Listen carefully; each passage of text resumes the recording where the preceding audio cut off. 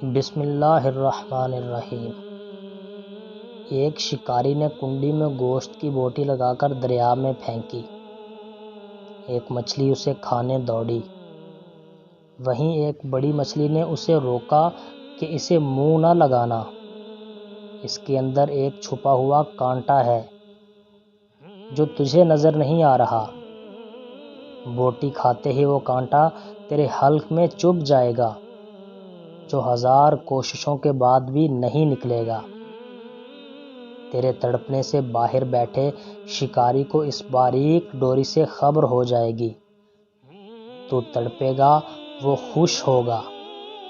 اس باریک ڈوری کے ذریعے تجھے باہر نکالے گا، چھری سے تیرے ٹکڑے کرے گا، مرچ مسالہ لگا کر آگ پر ابلتے تیل میں تجھے پکائے گا۔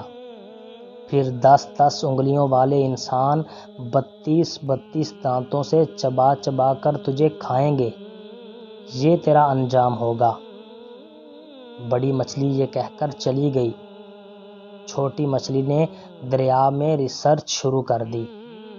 نہ شکاری، نہ آگ، نہ کھولتا تیل، نہ مرچ مسالہ، نہ 10 انگلیوں اور 32 دانتوں والے انسان، کچھ بھی نہیں تھا۔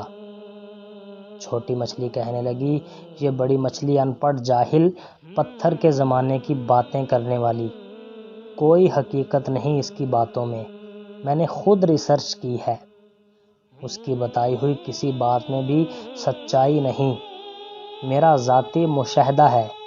وہ ایسے ہی سنی سنائی نام نہاد غیب کی باتوں پر یقین کیے بیٹھی ہے۔ اس ماڈرن سائنسی دور میں بھی پرانے فرسودہ نظریات لیے ہوئے ہے۔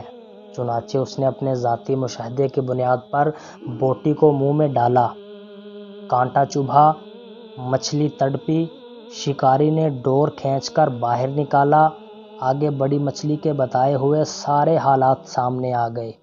انبیاء علیہم السلام نے انسانوں کو موت کا کانٹا چبھنے کے بعد پیش آنے والے غیب کے سارے حالات و واقعات تفصیل سے بتا دیے۔ بڑی مچھلی کی طرح کے عقل مند انسانوں نے انبیاء کرام کی باتوں کو مان کر زندگی گزارنی شروع کر دی۔ چھوٹی مچھلی والے نظریات رکھنے والے انبیاء کرام کا راستہ چھوڑ کر اپنی ظاہری ریسرچ کے راستے پر چل پڑے۔ موت کا کانٹا چبھنے کے بعد سارے حالات سامنے آ جائیں گے۔ مچھلی پانی سے نکلی، واپس نہ گئی، انسان دنیا سے گیا، واپس نہ آیا۔